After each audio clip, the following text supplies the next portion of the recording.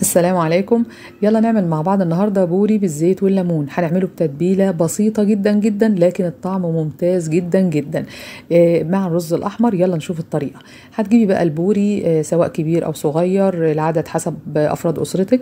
اهم حاجه تغسلي السمكه كويس جدا من جوه ومن بره بفرشه السمك، وبعدين نجيب السكينه وبزاويه 45 درجه. هنبدا نعمل فيها فتحات كده سواء 2 أو 3 على حسب حجم السمكه. وليه بنعمل الفتحه مقلوبه لتحت كده؟ علشان خاطر سببين. اول سبب ان تحافظ لك على التتبيله ونضمن توزيعها داخل السمكه. الحاجه التانية علشان خاطر يبقى شكلها كده اظرف ومنسقه ومنمقه لما السمكه تستوي، ما تبقاش مفتوحه كده لفوق، شكلها مش ظريف. تمام. طبعا انا غيرت هنا السكينه لان الفتحات دي بتبقى يعني طريقه عملها عايزه سكينه تكون شويه حاميه. وبعدين لو ما تقدريش تمسكي السمكه في ايدك زي ما انا اشتغلت كده وفتحتها، يا ريت تحطيها على سطح العمل بالشكل ده، طبعا للامن والسلامه، حفاظا طبعا على ايدك. نيجي بقى نشوف التتبيله اللي بنقول عليها مميزه. هتبقى عباره عن نص معلقه صغيره من الشطه، معلقه صغيره من الكركم، معلقه صغيره من الكمون، الملح طبعا حسب الرغبه، ومعلقه كبيره من البابريكا عشان تدي لون حلو، ومعلقه صغيره مليانه من بهارات السمك. طبعا السمك الزيت وليمون له طرق كتير جدا، انا يعني بدأناها النهارده بأبسط طريقة فيهم، وان شاء الله المرات اللي جاية هنعمل تتبيلات تانية وطرق تانية. تابعوني ان شاء الله. حطينا بقى على شوية التوابل دول شوية زيت يعني حلوين كده، وفي نفس الوقت مش كتير علشان خاطر ما تخليش التتبيلة سايلة، فلما اجي احطها على السمكة تنزل من عليها. وكمان حطيت برضو شوية ليمون. وقبل ما احط التتبيلة لازم انشف السمكة كويس جدا من جوه ومن بره بمنديل من بتاع المطبخ علشان يمتص اي سوائل واي ميه موجوده فيها. فطبعا التتبيله تاخد فيها كويس جدا علشان خاطر نضمن طعم طبعا متميز. نشفناها كويس. هنبدا بقى نحط التتبيله بتاعتنا. ما تقلقيش هي شكلها تقولي ان هو يعني جاف، لكن ابدا. لما تيجي دلوقتي تعملي للسمكه تدليك بيها كده ومساج من بره ومن جوه، انت هتشمي ريحه جميله جدا، وهتلاقي شكل السمكه ولونها دلوقتي شوفي هيبقى عامل ازاي.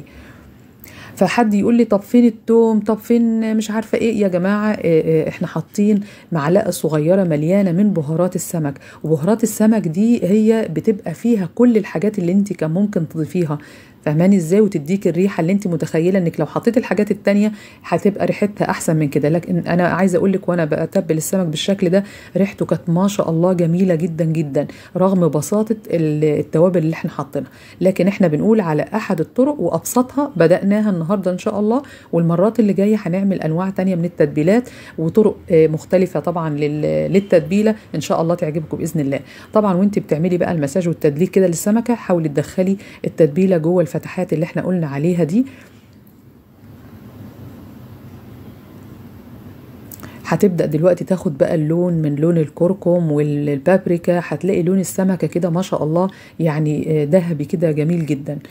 وطبعا هنسيبها شويه، يعني مش هندخلها الفرن على طول، لا هنسيبها شويه بقى تشرب من التتبيله دي. اتبقى شويه تتبيله رحت مزوده عليهم شويه زيت كمان، وكمان شويه ليمون، وبدات طبعا برضو اكمل عمليه التدليك للسمكه او المساج اللي بيخليها تشرب التتبيله دي. طبعا كل ده بيتعمل في ثواني معدوده، لكن احنا مطولين عشان الفيديو بنشرح ببطء عشان في ناس بتبقى محتاجه تعرف التفاصيل دي. بعد ما خلصت في الفتحات اللي احنا عملناها دي حطينا شرايح من الليمون، وهنسيبه بقى شوية كده مع نفسه، وندخل السمك بتاعنا على فرن تكون درجة حرارته عالية علشان خاطر يبقى جوسي كده من جوه ومقرمش من بره. يلا اتفضلي اتفضلي يا غالية براحتك خالص. استوت وبقت زي القمر. يلا ان شاء الله هتاكلوا احلى بوري باذن الله. انتظروني في الفيديوهات اللي جايه مع تتبيلات جديده وطعم متميز. والرز الاحمر هنعمله ازاي ان شاء الله. بالف هنا وشفا اللي هيجرب الوصفه دي. ودمتم في امان الله، مع السلامه.